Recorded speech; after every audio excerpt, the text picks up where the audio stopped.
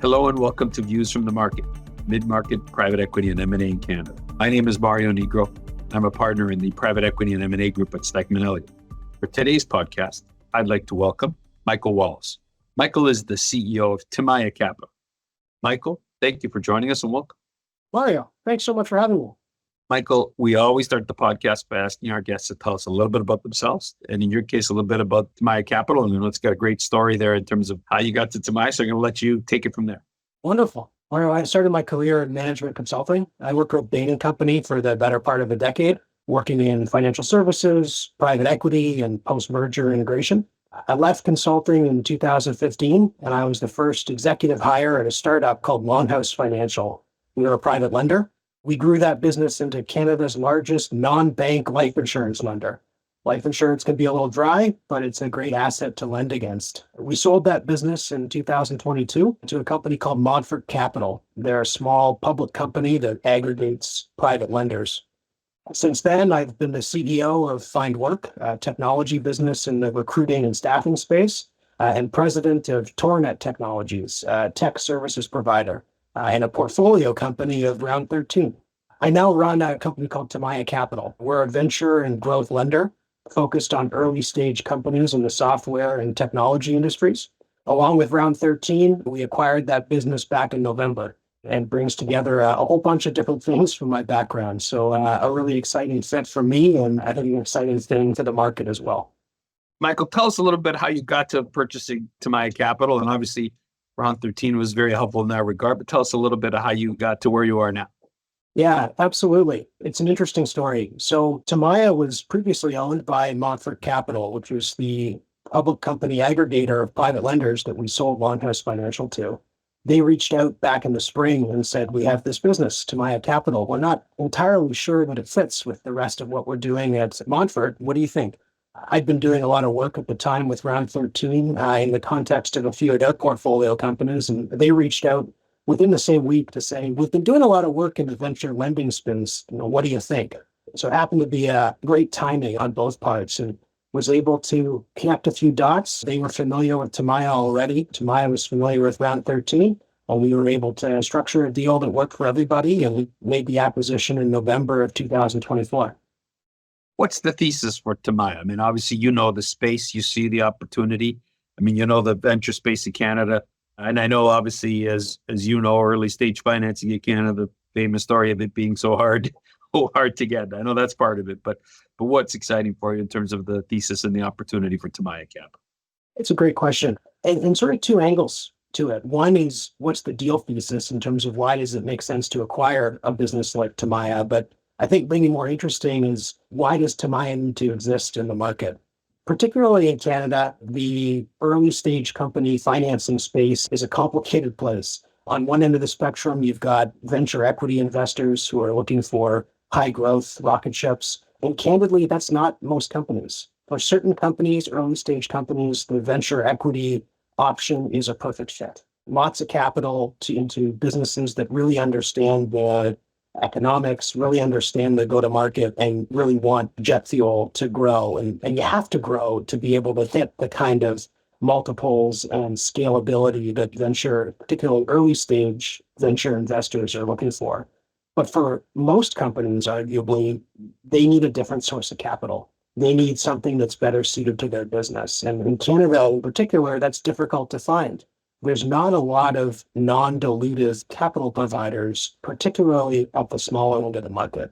So a company like TIMIA can work with early stage founders who are looking to push their business to the next stage of growth, whether that is an exit, whether that's an equity round in the future at a higher valuation or a larger scale, or whether that's just growing the business for the sake of themselves, all in a non-dilutive way. There's a really interesting niche there that in Canada isn't filled by many others. There are large, established early stage lenders that like to lend in the 5 to 15 or more $1 million range. There's the banks, which can be great partners if you're a more established company, but banks in Canada in particular don't like to take a lot of risk. We sit in a really unique and interesting sector of the market where we can lend $1 to $5 million to great companies that are looking for a creative, non-dilutive capital partner.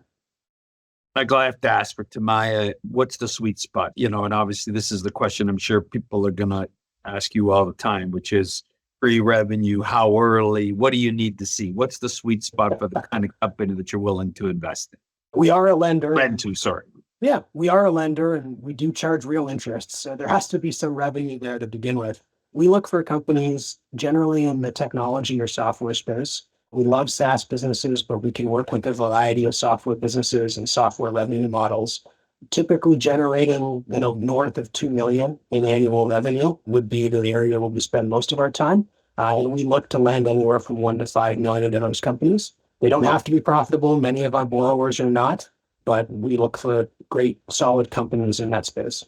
Where does this financing stand in their cap table? Is it behind the banks in terms of a senior lender? Is it to be senior? How is it structured in terms of the cap table? Absolutely. We typically come in senior position and first position. We are comfortable in second position in certain circumstances. If the borrowers have a existing very low cost source of capital, typically see this with American borrowers in many cases if they've got a government assistance loan or something to that effect, or a small operating line that helps them with some sort of working capital depending on the context of their revenue model, we'll go in second position to something like that. Generally, we're looking for a senior position. Michael, in terms of the companies themselves, there's some variables that you're looking for. Sometimes people like yourselves want to see certain type of management, or they kind of want to see no too much customer concentration. Is there any guideposts, milestones, or things you need to see in order to be able to either look at a company more seriously or frankly say, we can't do that deal because of those factors? Every lender is going to have a wish list. And I think if you looked at our portfolio, no single company checks every single box on our wish list. But the things that we look for are the things that an early stage equity investor might also look for. Well, we would look for revenue growth. It doesn't have to be rocket ship venture capital revenue growth, but nice, stable revenue growth that suggests a nice, stable, strong business. We look for a relatively low churn amongst customers. We look for a low level of customer concentration, a diverse and broad customer base to help that business withstand shocks or churn should they happen. We look for reasonably high gross margins, again, which allows the founder of that business to adjust in the event that anything should happen. And we look for strong leadership. We look for a founder or CEO that has a clear view of what's required to manage their business to the next stage of growth. Again, it doesn't have to be the next stage of rocket ship growth. They just have to have a very clear point of view on what they're looking to do with their business and how they're going to use our capital to help them get there. I know, Michael, that these businesses are not easy to find. Where do you find them? How do you go about finding these targets? What's the strategy in terms of sourcing? Because there's no natural place to find them in a marketplace. You got to go out there and literally walk the trenches, I like to say, for this type of work. So tell us a little bit, without giving away your secrets, a little bit about the sourcing strategies, how you position yourself in terms of finding these opportunities.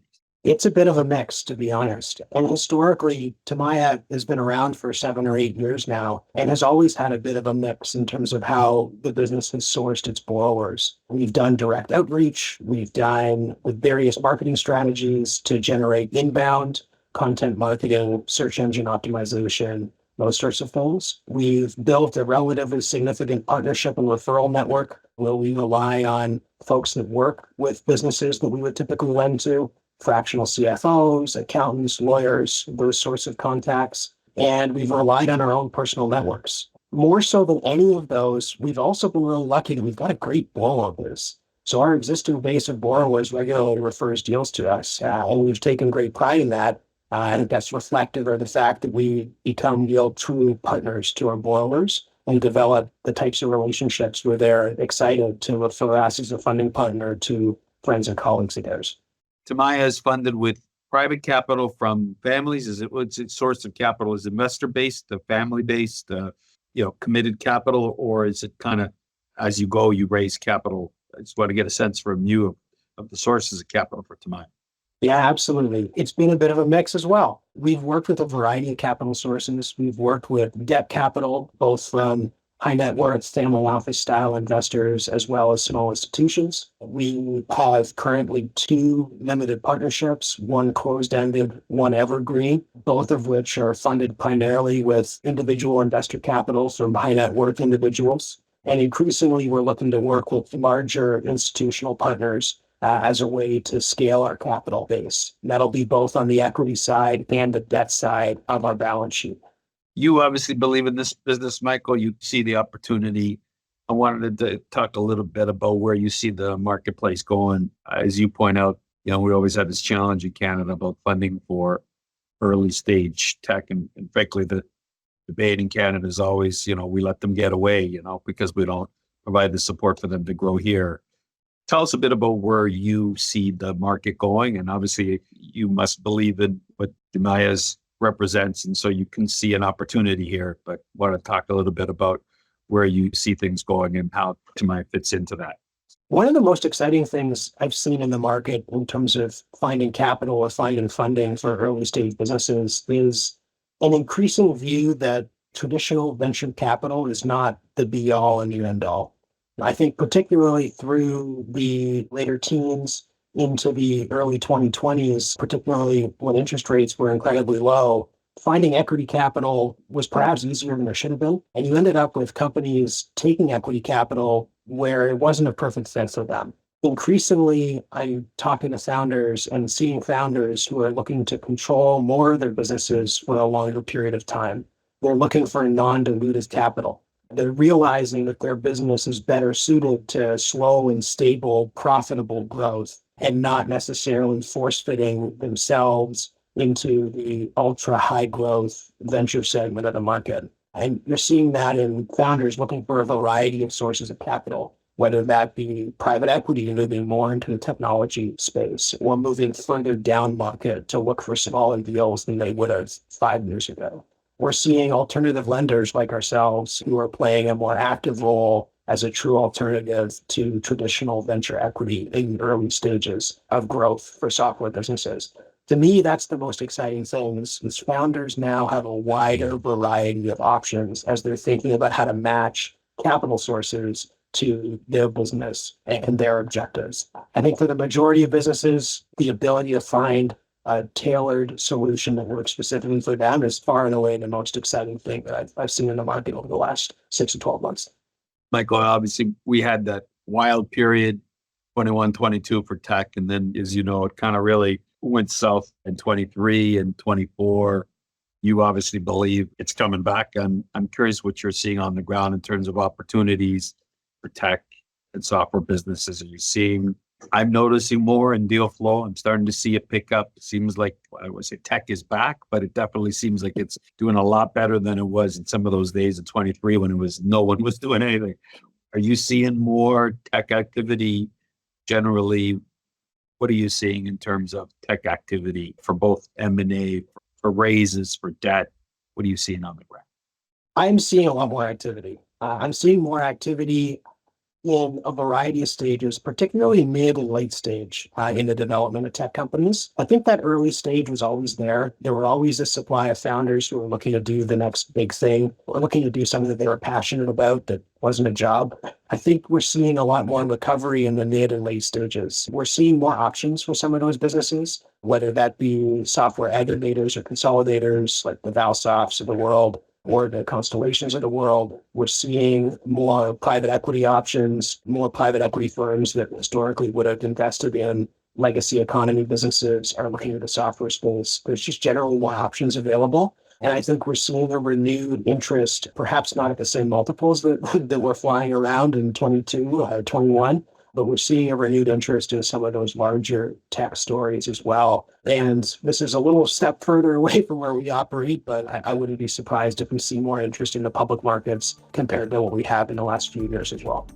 Michael, I want to thank you for joining us. It's been great to get your perspective on this space and more particularly on the unique role that TIMIA is playing in the marketplace. And we hope you're successful because we need more financing for early stage companies and more alternatives. So thank you for joining us and telling the story of TIMIA Capital. Thanks so much for having me. I appreciate it.